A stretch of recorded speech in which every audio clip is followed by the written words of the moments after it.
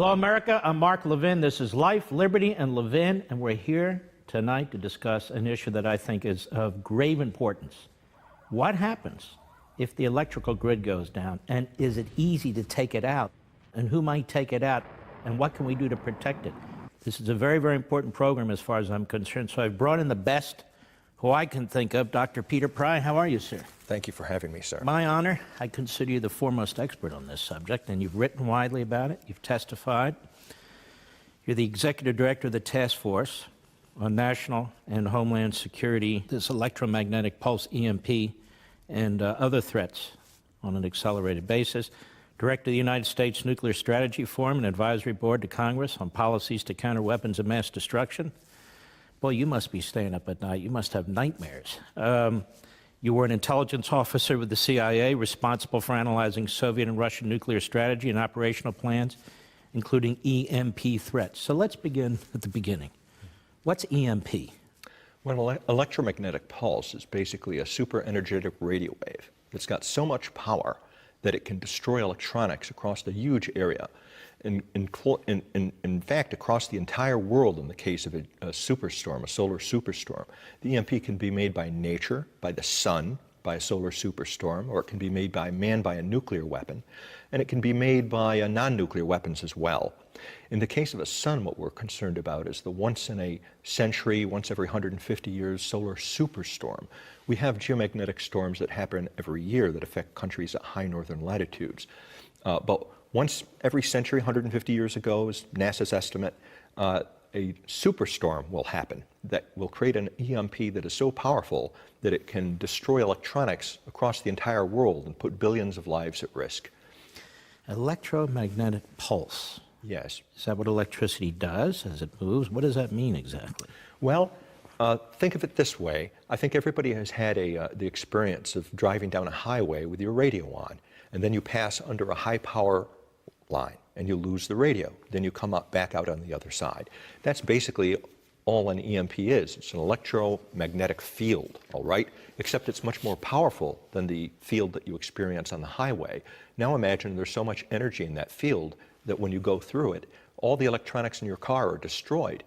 Now imagine that field is not just localized to a small spot on the highway, but it covers all of North America, and it would destroy electronics across that entire area. That's what could be accomplished if you had a single nuclear weapon and detonated it above the atmosphere, say at 300 kilometers or so, up in outer space. Mm-hmm. Mind you, this is a different kind of nuclear attack than the one people are used to thinking about. It wouldn't destroy a city. There'd be no fallout. There'd be no blast effects.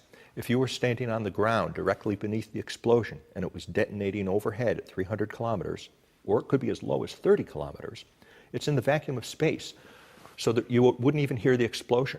There'd be no blast effects that would reach the ground. There'd be no radioactive fallout. Have we ever had one of these solar scenarios that you're talking about? You said every 100 or 150 years. Yes, back in 1859, there was a solar superstorm that we call the Carrington event. And at that time, this was the electronics, the cutting-edge electronics of the day. This is an 1859 telegraph key. The colonial powers had strung telegraph systems all over the world, in India, China, Africa, North America. We had them in North America. We just laid the transatlantic cable so that North America and Europe were connected for the first time. And when the pulse happened, it was so powerful, and I think even your viewers will be able to see this simple switch is, really crude, made of heavy metal and all the rest. So, telegraph keys like this were melted. The wooden base burst into flame. Telegraph stations burned down. The telegraph wires burst into flame and caused forest fires all over the world. The pulse was so powerful, it reached down miles deep into the Atlantic Ocean, burned the cable out, and had to be replaced. Now, this didn't end civilization in 1859 because those were the horse and buggy days, and it wasn't yet an electronic civilization. This was just cutting-edge technology, more or less a novelty. But today, this simple switch, this biode, is the basis for our modern electronic civilization. All of our computers, our control systems, your cell phones basically operate on that simple switch. And they are millions of times more vulnerable to EMP than this crude piece of instrumentation. And that would put our civilization at risk if we had a natural EMP from the sun, like the solar superstorm, or if a nuclear EMP attack happened that put all of North America under that I electromagnetic want to get field. to these nuclear scenarios, these terrorist scenarios, but first, can you describe what the electrical grid looks like in this country and who runs the electrical grid in this country? Sure. We have 3,000 different utilities that run the electric grid, which is privately owned. It's not run by the government. It's run by private So sector these are companies or institutions. regional companies that all work with each other?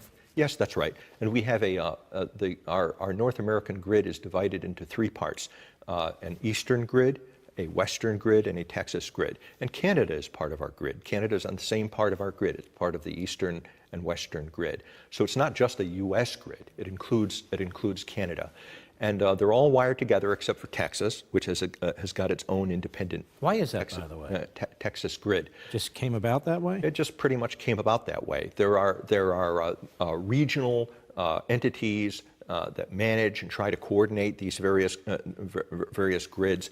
And Texas decided, decades ago that they wanted to be on their own based on. So these are interlocking grid systems? Yes. Regional systems? Right. For the flow of electricity? That's right. And electricity flows through these cables pretty much, above ground and below ground? That's right. There are extra high voltage transformers. They are called EHV transformers. Big transformers, the size of a house that weigh hundreds of tons. There's about 2,000 of them in the North American grid. And most people don't know it, but these are the foundation stones of our modern electronic civilization. We cannot survive as a society without them. They enable us to take electricity from Niagara Falls, for example, and drive it all the way down to New York City, where there's another big transformer at the end of the line that steps that down so it can be used locally. The transformers were invented in this country by Nikola Tesla. In fact, all the technology associated with the grid was invented by Tesla in New York, near Niagara Falls. He built the first grid in the world, and we exported the technology all over the world. Unfortunately, like so many things, we don't make fundamental elements of the electric grid in this country anymore. The transformers aren't manufactured in the United States anymore. We have to import them from South Korea or Germany. And if these transformers were destroyed, it would basically end us as a civilization. They cannot be mass-produced. Each one has to be made individually by hand. The global production. You said there's thousands of them. 2,000 of them, yes. 2,000 of them. Do we have an inventory of them, a backup sources for them within our own country? We have a small number of replacement transformers, less than 1% in reserve. And in part, that's because it's so difficult to replace them. They weigh so much and they're so big. There's only 3 railway cars in the whole country that can move an EHV transformer. Bridges have to be reinforced, roads have to be widened, and that's assuming that the society is intact and you haven't lost other parts of the infrastructure, as would be the case in the aftermath of a catastrophic EMP. The worldwide capability to produce EHV transformers is only 200 a year. The whole world can make 200 EHV transformers. So and how many are there worldwide, do you know? Oh, there's probably 10,000 worldwide. And if this country were to lose half of its EHV transformers, it would take the whole world 5 years to manufacture enough of them, assuming the whole world was not in a blackout, okay, but everything else was working. And I don't think South Korea and Germany and the Chinese and the Russians would be so generous in the aftermath of a natural EMP. That's why it's not just the way to think of these dangerous blackouts that we're talking about. They're not temporary blackouts. When you lose EHV transformers and the control systems, another piece of technology that is fundamental to our civilization is called the SCADA, for Supervisory Control and Data Acquisition System. It's a control system that also runs everything. Both of these things are vulnerable to EMP, and if you lose them, that's it for us. Well, let's talk about this. From time to time in our country, we read of a state or a city that's without electricity for a few days. Yes. Maybe a tree has fallen and hit a particular generator or something, that generator blows up, things like that happen, and then they're able to put it back together in a relatively short period of time, but you can see even right there, 3, 4, 5 days, there's really a panic in place and so forth. And what you're saying is, imagine this nationwide. Right. And when you start to think of electricity, everything we do is associated with electricity, isn't it? Even if you try and fill up your car, the gas station, the pump, electricity. Everything we do is related to electricity, no? Absolutely. All the critical infrastructures depend upon it. Communications, transportation, banking, and finance. We did an experiment on the commission, and I went to a grocery store and picked up an apple. And I wondered, how did this apple get to this grocery store in the Washington, D.C. area? The simple apple. And tracing the history of that apple, it turns out it was grown in an orchard in Washington. It was harvested mechanically. It was cleaned and packaged mechanically using electronic systems and electronic assembly belts. It was put on a refrigerated truck and then drove across the country so that people locally in Washington, D.C. could eat the apple. So even the simple apple depends upon hundreds of electronic systems in order to deliver it to us. And we wouldn't have the apple or any other food. In fact, there's only a 30-day food supply in the country to feed 320 million people. And water would stop immediately. When you turn on the tap, it requires millions of volts in order to deliver that water through your tap. And the commission couldn't figure out how would we keep 320 million people alive with no food and no water, possibly for years. We estimate that if we had a blackout in this country that lasted 1 year, and that's entirely possible in these scenarios that we're talking about, we could lose up to 90% of our population to starvation, disease, and societal collapse. Hospitals wouldn't be able to function. People wouldn't be able to get to hospitals. That's right. The most fundamental things wouldn't work anymore. In the case of a nuclear EMP attack, your car, could be fried. Airplanes would fall out of the sky. Nuclear reactors would go Fukushima. We've got 100 nuclear reactors in this country.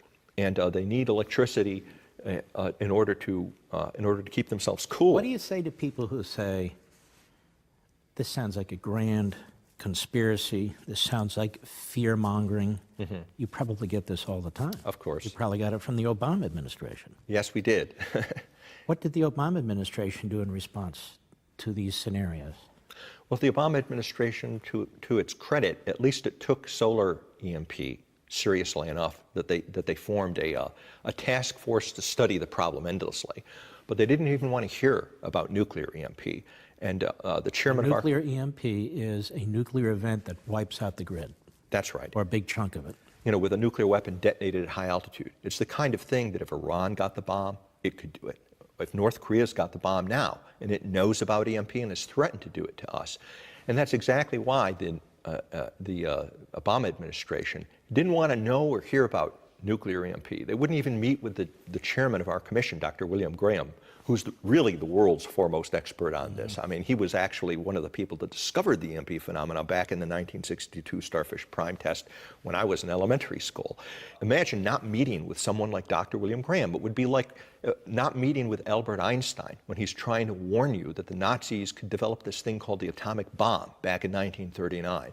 And in effect, that's how irresponsible the Obama administration was, shutting the door on the Albert Einstein of EMP, who was Dr. William Graham, not listening to him, not following any of the recommendations of his commission. And in fact, when the commission was reestablished by Congress, Obama holdovers in the Department of Defense did everything they could to sabotage and undermine our work. Why? EMP did not fit into the narratives that they had for trying to sell two of the Obama administration's major foreign policy objectives. One was the idea of a world without nuclear weapons. They were trying to convince the world that nuclear weapons don't have any utility. You need hundreds of them. You'd never be able to compete with the United States. That's not true. Any nation that gets just one bomb because of EMP, basically becomes a nuclear superpower that could threaten the existence of the United States. So it didn't fit into the narrative of a world without nuclear weapons, and it didn't fit into the narrative about the Iran nuclear deal. If Iran had just one bomb, that would defeat the whole purpose of the Iran nuclear deal, because they wouldn't need dozens or hundreds of bombs. And the verification provisions, which are so poor on the Iran nuclear deal, would become a mortal threat to the existence of the United States. I and other specialists actually think Iran has already got the bomb and has probably had one for some years and the capability to do an EMP attack. And this is something the Obama administration didn't want known, didn't want to talk about. When we come back, I'm going to ask Dr. Pry, well, what do we do about this? But I want to remind you also, you can watch Levin TV every weeknight at crtv.com. Give us a call and sign up. Join our community there. It's 844-LEVIN-TV, 844-LEVIN-TV.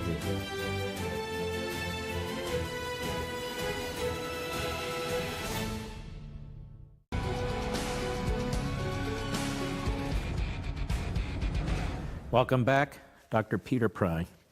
What would be, before we get to the question of how do we protect ourselves, the question is we need to figure out how we might be attacked. So what are the different scenarios out there? I'm sure there are many in which a country might want to shut down our electrical grid. North Korea could shut down our grid by an EMP attack off a satellite. They, in fact, have 2 satellites orbiting over this country as we speak that passed over us several times a day that are at the optimum altitude to evade our national missile defenses and to make an EMP field that would cover North America. How would they make an EMP field?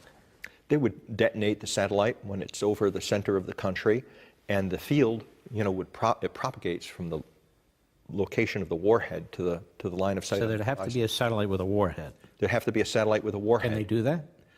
They could, and we're not sure that these satellites are not already nuclear armed. The EMP Commission is very concerned that they may be, and we have recommended that these satellites be shot down because the risk to the country is just too great to take the chance. They could do it with an ICBM, although our national missile defenses, would have a reasonable chance of intercepting the ICBM. Now, if the North Koreans can do that with satellites, I assume the Chinese and the Russians are far ahead of them, and they could easily do that. Certainly, and in fact, Vladimir Putin has actually threatened that recently about doing what's called launching an ICBM on a south polar trajectory, which is the trajectory that North Korean satellites fly on, a south polar trajectory. They come now, over. why would they do it that way as opposed to this way? Because we don't have any ballistic missile early warning radars facing south, and we don't have any interceptors facing south. We're blind and defenseless from that direction. Because during the Cold War, we assumed the attacks would come from the Soviet Union over the North Pole, which is the shortest distance. Yeah. It's the shortest distance to our missile fields and our bomber bases. And, and so unfortunately, we have left that flank unprotected. There are ideas and recommendations we've made for trying to, in a hurry, close this gap in our defenses. They could also do it by launching a balloon or a short-range missile off of a ship, off of a freighter. North Korea actually had a freighter with a nuclear-capable missile in the Gulf of Mexico back in 2013. We only found out about that because they tried getting back through the Panama Canal, and we found 2 of these missiles hidden under hundreds of bags of sugar on this freighter. Fortunately, they didn't have a nuclear weapon on it, but it demonstrated their ability to get a freighter with a nuclear-capable missile into our backyard, and we didn't even know about it. So those are some of the nuclear EMP attack scenarios in terms of how you might do it. But there are other ways of attacking the grid too, and all of these other ways would be part of this new way of warfare that Russia, China, North Korea, and Iran have all conceived and have as part of their war plan that includes cyber attacks on the grid. You could take the grid down with cyber attacks. That includes physical sabotage. On the cyber attacks, hasn't Russia been poking around already? Russia, North Korea, China, and Iran, all of them have been poking around already. And our reaction as a society has been very disappointing, especially during the Obama administration. The Chinese the Chinese stole tens of millions of records from the Office of Personnel Management in one cyber attack. In another cyber attack, the Russians shut down the internet for the Joint Chiefs of Staff that was dedicated to the Joint Chiefs of Staff and interfered with White House internet communications as well for about a week. At the time, there's a big scandal in the press. People talk about it in Congress, then time passes and people kind of forget about it.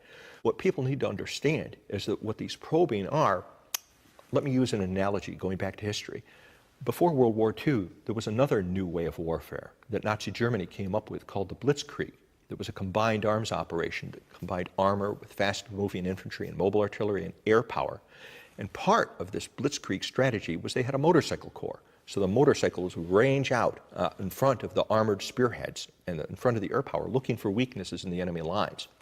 And that's kind of what these cyber attacks are now. They're the equivalent of a German motorcyclist sitting on a hill, looking out over your lines to see where is the weakness and how are we going to respond. They're gauging our responses as all part of this.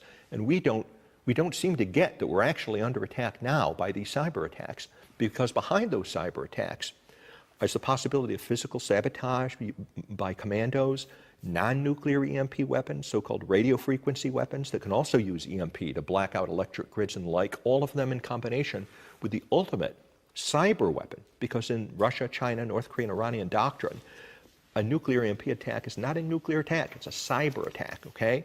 And the big stick would be this nuclear EMP attack that caps all of this.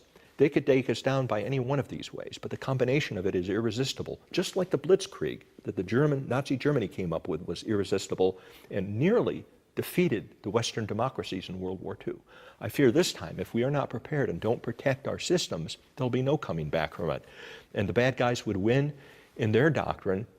They could replace one civilization with another in the span of 24 hours. The war would be over in 24 hours. We have the ability to do this to our adversaries and enemies as well, correct? Well, I mean, launching a missile, a nuclear missile, exploding it above a particular country and so forth, do we? we have the capability, not as good as the Russians and Chinese and North Koreans have. They have probably developed what we call super EMP weapons, okay? They're nuclear weapons specially designed for EMP. The United States has neglected its nuclear forces, and we haven't deployed that kind of warhead. Now, we have warheads. You can really use any warhead to do an EMP attack. So we could. We've got cyber offensive capabilities. We've got physical sabotage capabilities. Do we prepare for these things the way our enemies do? I wish we did. In terms of offensive capabilities? Yeah. I wish we did. I don't know whether we do or not. I suspect we don't. The reason I suspect we don't is because we haven't even protected ourselves from the enemy's offensive capabilities.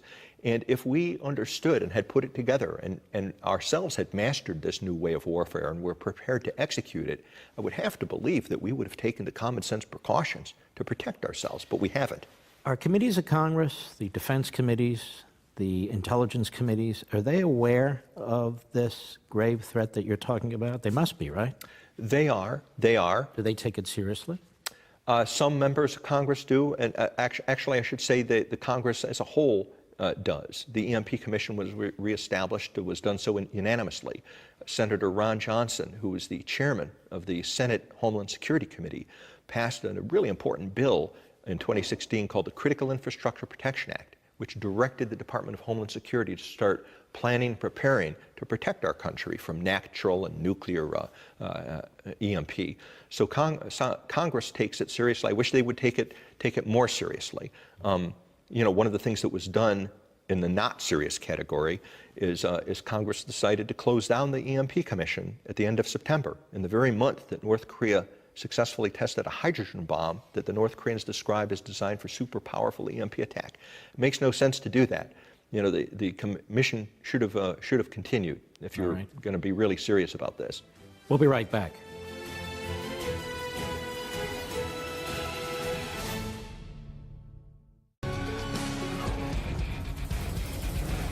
Welcome back.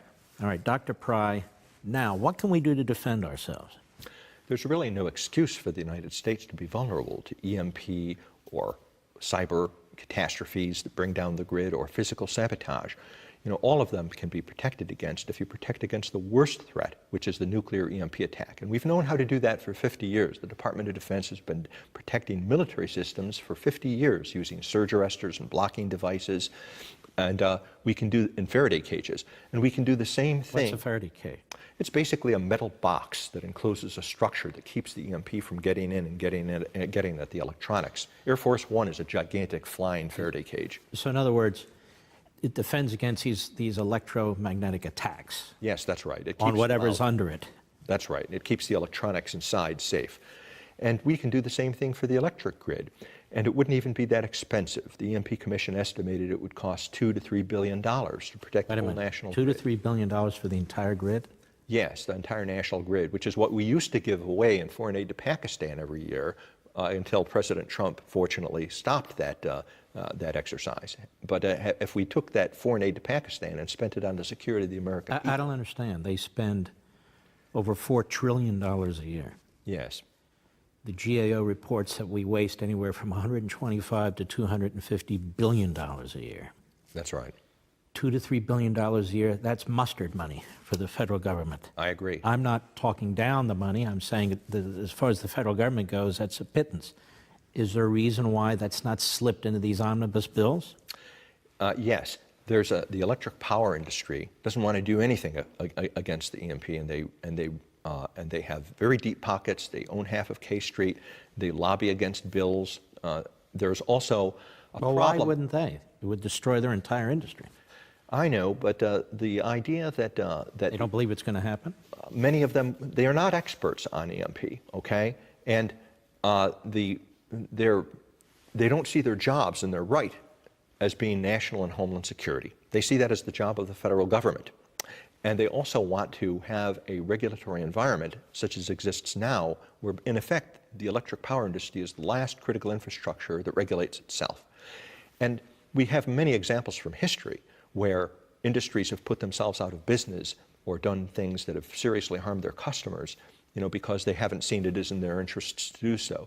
For example, the Zeppelin industry convinced itself that it could fly people around in hydrogen gas balloons safely if they just exercised the right operational procedures. But had there been a Federal Aviation Administration back in the 1920s, we might still have Zeppelin. But to me, this is even more compelling, because we're not talking about regulating, taxing them, doing these sorts of things. We're talking about protecting the grid in order to protect the American people. It's a national security issue. Yes, I quite agree. It is a national security issue. But the electric power industry, the bad guy in this scenario is called the NERC, the North American Electric Reliability Corporation.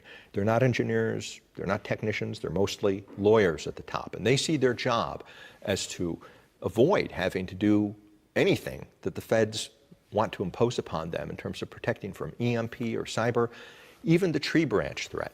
The Great Northeast Blackout was caused by a tree branch that contacted a power line back in 2003 and put 50 million Americans in the dark. It took them a decade of foot dragging before they finally allegedly did something to improve our security against If the tree federal branch government threat. said this is part of infrastructure, they want to spend $1.5 trillion on infrastructure, $1.5 trillion.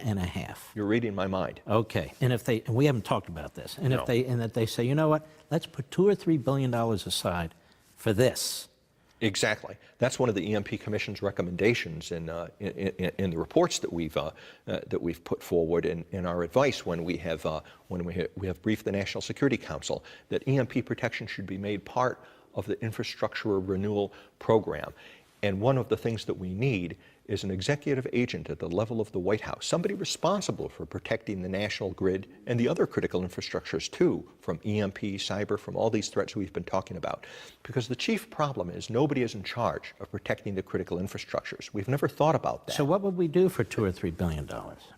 We would install Faraday cages and blocking devices and surge arresters on the transformers, for example. You can put a surge arrestor on the transformer, just like you've got a surge arrestor on your personal computer to protect it from lightning.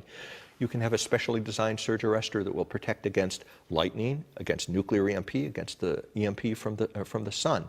And had we done so, it would protect you against all of these worst-case scenarios, not just nuclear EMP and cyber, but also severe weather like hurricanes. Millions of people, or hundreds of thousands of people who were made homeless for months by Hurricane Sandy would have been able to go home earlier if the electric grid had been hardened against nuclear EMP, because it would have been able to survive the overvoltages that happened during Hurricane Sandy as a result of high power lines getting knocked down and transformers and SCADAs being damaged. If you can survive the worst threat, the nuclear EMP attack, you'll be able to come back much more quickly from any of these lesser threats. So it's not just for the rare, exotic scenario of a terrorist nuclear EMP attack. It would improve the security of American people from things that happen every year: tornadoes, hurricanes, ice storms that cause blackouts. And you don't have to be a physicist to see the grid is at risk.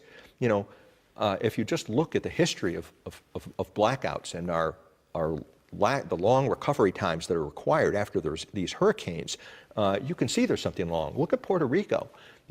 Puerto Rico is still not recovered as a result of the hurricane that went through there. Clearly, if something like Puerto Rico is going to absorb all the emergency resources of the continental United States to get its recovery, we're going to be in huge trouble if a nuclear EMP takes down the national grid. Incredible. We've got to do better. Yeah.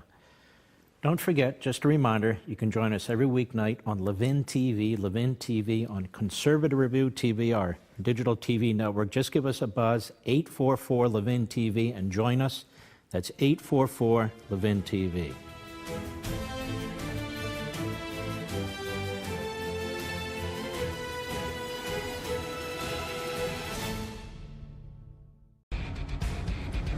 Dr. Peter Pry, So is there anything else we can do to secure the infrastructure that's involving the grid? And moreover, what have been the different, the Obama administration, you said, wasn't terribly receptive.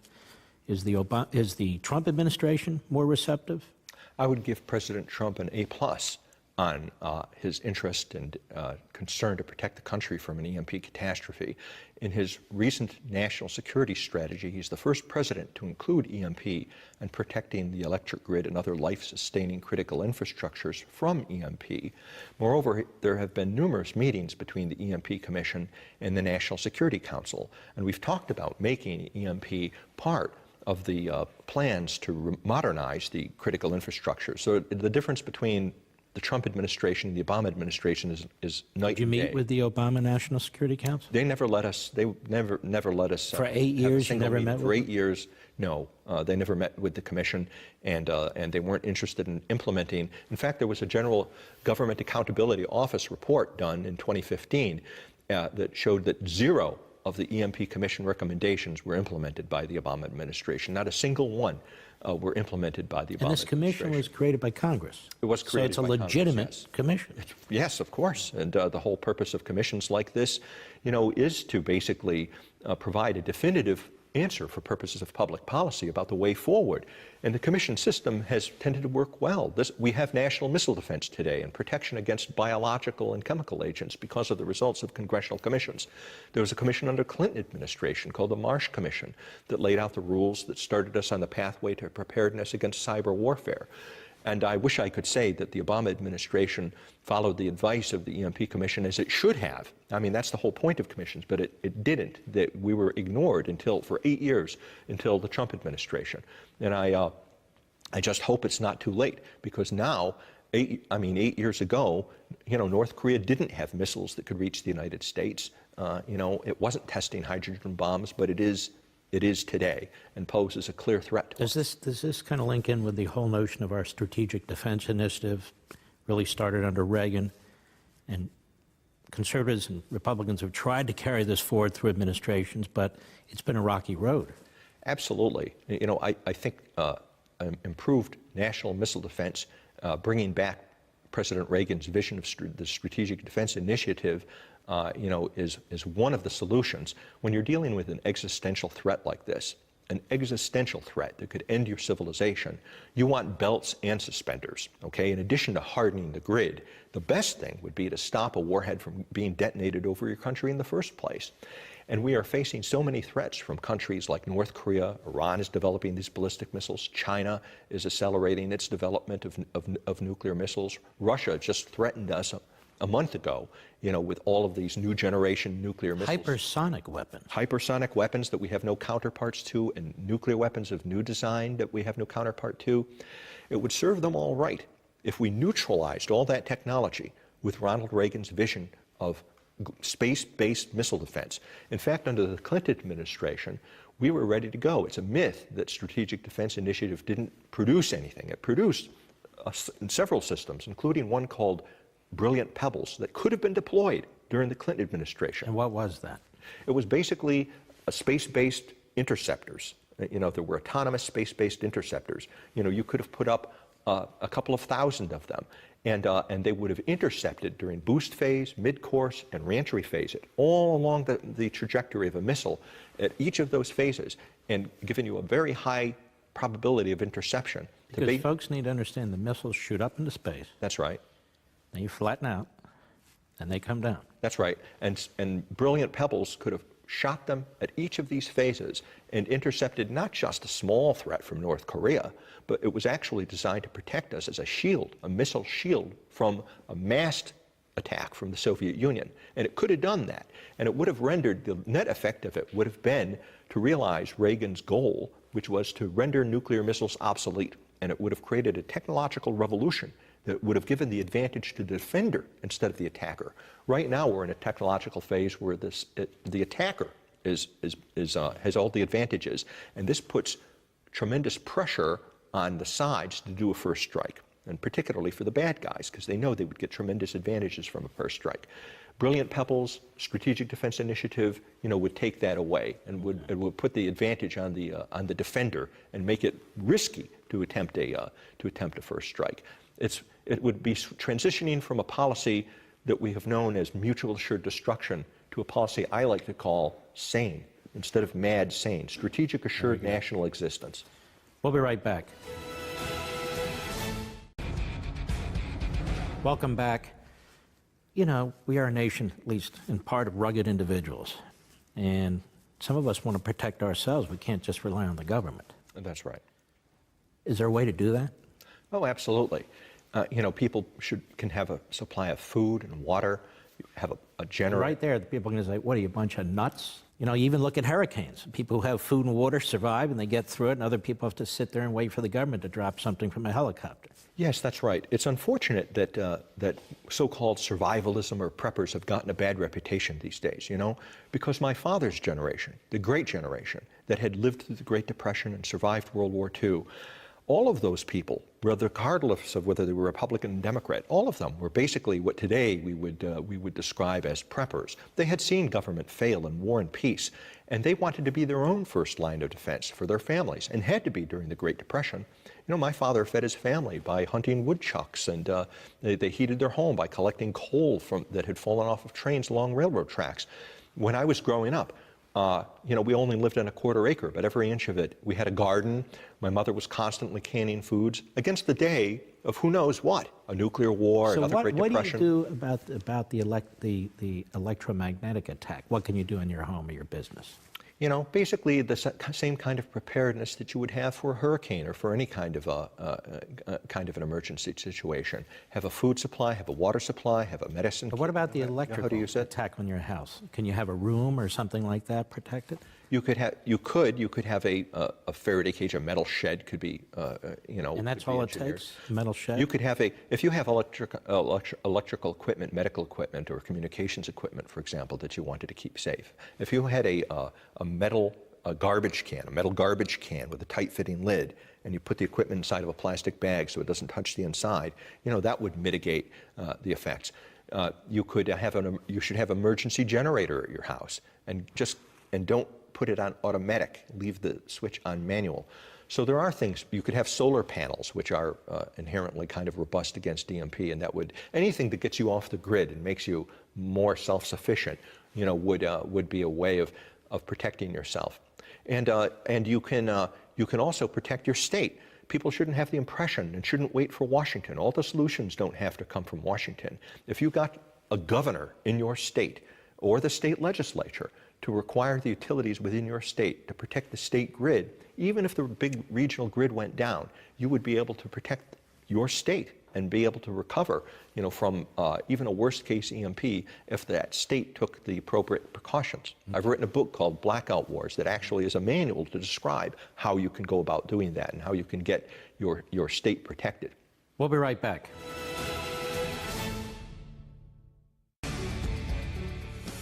Dr. Pry, what do you say to people who say, well, this is all interesting, it's also scaremongering, it's kind of far-flung, and I'm really not that worried about it?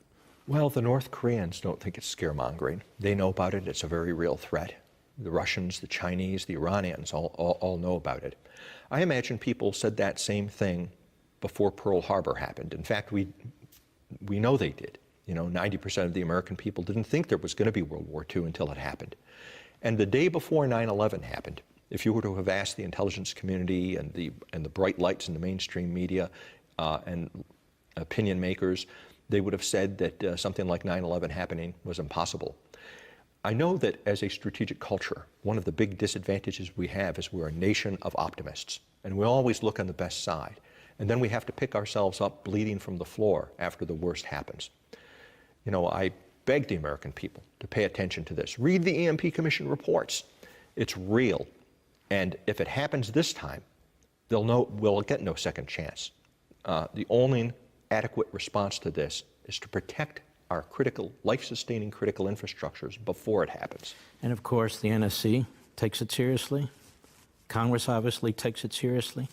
And the only issue is with whether we take it seriously. Ladies and gentlemen, thanks for watching tonight's show. Join us next time on Life, Liberty, and Levin.